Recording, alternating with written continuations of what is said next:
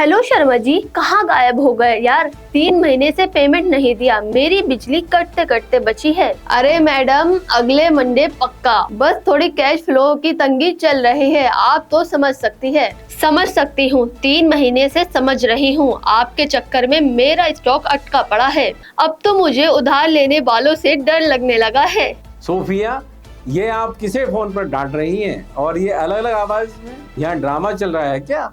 ओहो विकास जी, आप आ गए। मैं तो सीन सेट कर रही थी।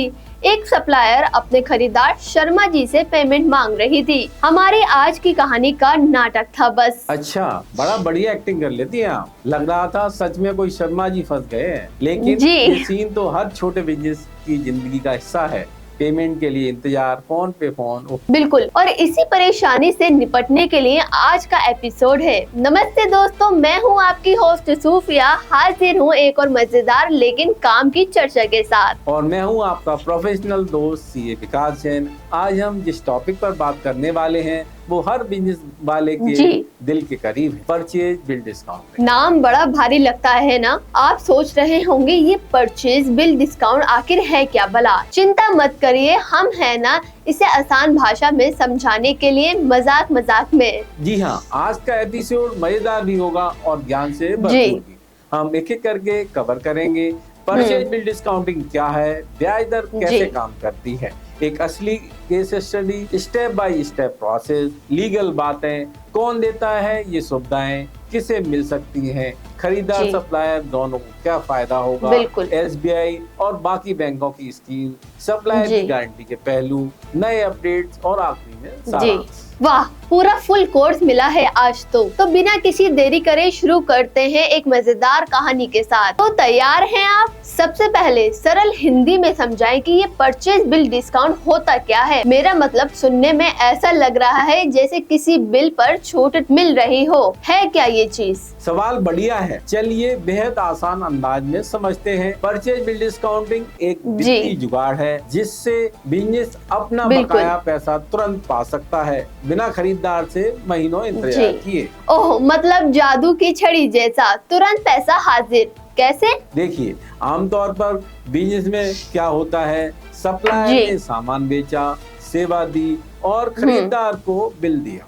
खरीदार कहता है भाई 30 दिन में पेमेंट दूंगा या 60 दिन बाद दूंगा, यानी उधार पे बिक्री हुई। अब सप्लायर 30 से 60 दिन तक पैसे का इंतजार करेगा और उस दौरान सप्लायर की हालत मेरी तरह हो जाती है, बार बार फोन, भाई पैसा कब देगा। बिल्कुल, तो परचेज बिल डिस्काउंटिंग में होता ये है कि ये इंतजार खत्म किया जाता है। बिल्कुल, सप्लायर को तुरंत पैसा मिल जाता है और बैंक या वित्तीय संस्था से उस बिल के मतलब खरीदार की जगह बैंक ने पेमेंट कर दिया सप्लायर को। वाह, पर बैंक भला क्यों पे करेगा? खैरात है क्या? खैरात नहीं, बिजनेस है।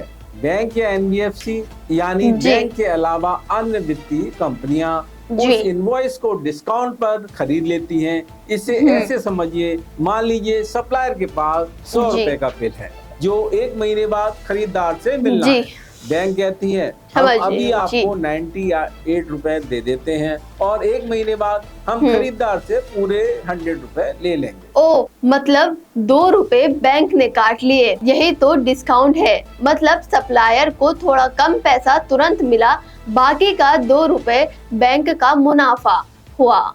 जी, वो 2 रुपए असल में बैंक का इंटरेस्ट या चार्जेज हैं जल्दी पैसा देने के लिए। इस तरह सप्लायर को अभी कैश मिल गया, बैंक को बाद में खरीदार से पैसे लेकर कुछ कमाई हो जाएगी और खरीदार अपने सामान क्रेडिट पीरियड 30 दिन के बाद पेमेंट करेगा। तीनों की जरूरतें पूरी हो जाएंगी। इसे कहते हैं 3 तिगाड़ा काम बड़ा। सप्लायर खुश, खरीदार खुश, बैंक भी खुश। अच्छा, इसमें परचेज शब्द क्यों है? अच्छा प्रश्न। देखिए, बिल डिस्काउंटिंग 2 तरीके से बोलते हैं, परचेज बिल डिस्काउंटिंग और सेल्स बिल डिस्काउंटिंग। फर्क बस नजरिए का है। परचेज बिल डिस्काउंटिंग में खरीदार पहल करता है, मतलब खरीदार अपने सप्लायर का बिल डिस्काउंट करवा देता है ताकि सप्लायर को पैसा जल्दी मिल जाए। इसे कभी कभी रिवर्स फैक्टरिंग भी बोलते हैं। सेल बिल डिस्काउंटिंग में सप्लायर खुद बैंक के पास जाता है अपने सेल्स इनवॉइस को डिस्काउंट कराने। तो फर्क ये है कि कौन भागदौड़ कर रहा है, खरीदार या विक्रेता, लेकिन अंत में होता वही है, बैंक बीच में कूदकर जल्दी पेमेंट कर देता है। सही समझा आपने। आम बोलचाल में लोग बस बिल डिस्काउंटिंग बोल देते हैं, चाहे खरीदार इनिशिएटिव करे या विक्रेता इनिशिएटिव ले।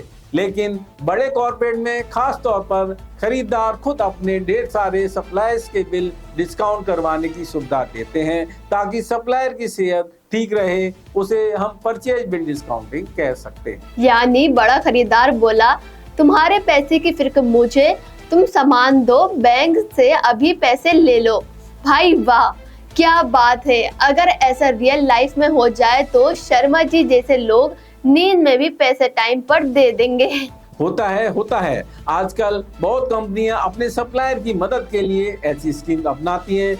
इससे सप्लायर को उधार का पैसा जल्द मिल जाता है और खरीदार भी अपनी क्रेडिबिलिटी को बनाए रखता है। और बैंक तो बाजीगर है, चौकों पे छक्के मार रहा है इंटरेस्ट कमा के। वैसे ये बैंक वाले 2 रुपए काट रहे थे, 100 पे वो कैसे डिस्काउंट होता है?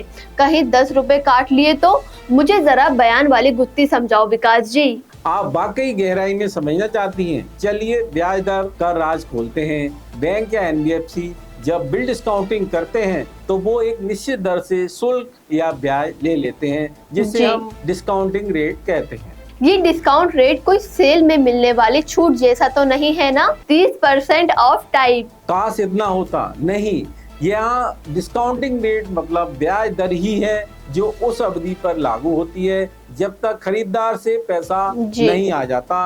कुछ कारणों पर निर्भर करता है, जैसे टाइम पीरियड।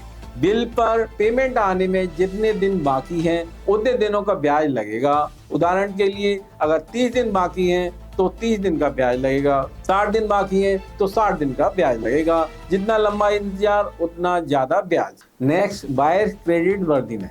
अगर खरीदार एकदम भरोसेमंद बड़ा उद्योगपति या कंपनी है जो पक्का समय पर चुका देगी तो बैंक कम ब्याज दर पर भी खुश है, रिस्क कम है ना।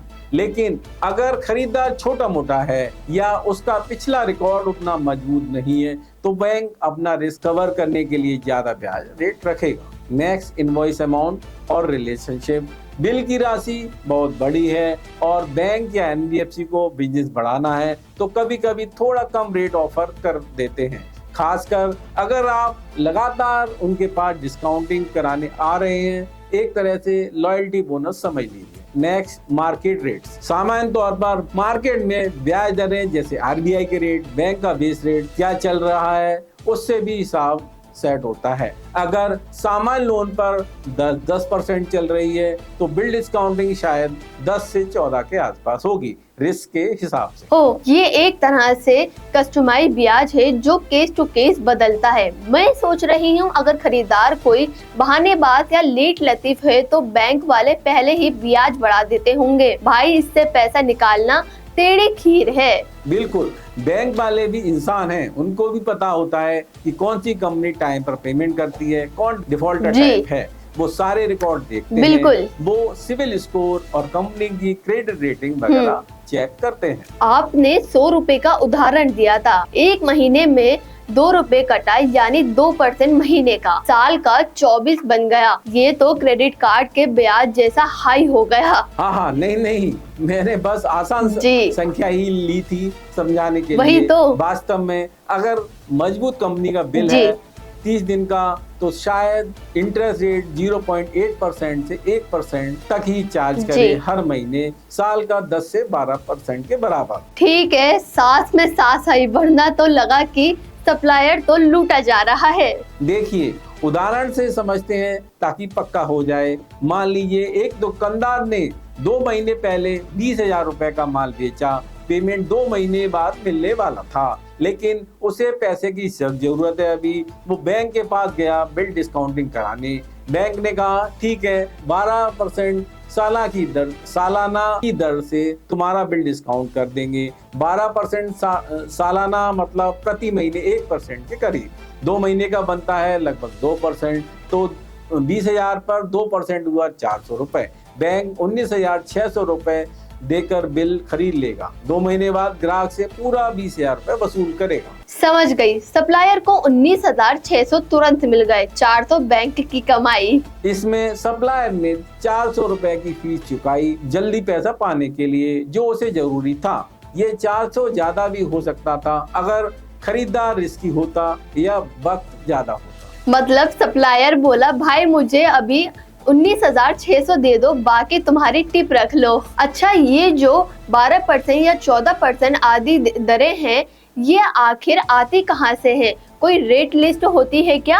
हर बैंक और फाइनेंशियल इंस्टीट्यूशन अपनी गाइडलाइन के हिसाब से रेट तय करता है। आमतौर पर बड़े खरीदार जैसे टाटा, रिलायंस जैसी कंपनियों के इनवॉइस पर रेट्स काफी कम होते हैं, शायद 8 से 10% पर एनम। वहीं नए या अनजाने छोटे कंपनियों के इनवॉइस पर 15% भी रेट हो सकता है। एनबीएफसी तो कभी 18% तक भी इंटरेस्ट रेट चार्ज करती है यदि रिस्क ज्यादा लगे। ओहो, यानी जो टिके वो चखे। बड़ा ब्रांड है तो कम रेट, छोटा है तो बड़ा रेट। ये तो जिंदगी की बाकी लोन जैसा ही है। जी, प्रिंसिपल तो वही है, क्रेडिट रिस्क और टाइम वैल्यू ऑफ मनी। फर्क वही इतना तो है कि ये लोन की तरह नहीं दिखता बैलेंस शीट पर सीधे, इसीलिए कई बिजनेसेस इसे पसंद करते हैं। समझ रही एक और चीज है, कभी कभी इस डिस्काउंट रेट को प्रतिशत प्रतिदिन के हिसाब से भी कोट करते हैं, जैसे 0.03% पर डे वगैरह। पर चलिए, ये बहुत गहराई में हो जाएगा। नहीं नहीं, इतना ही बहुत है। मेरा मूड और माथा कैलकुलेशन नहीं झेल सकता।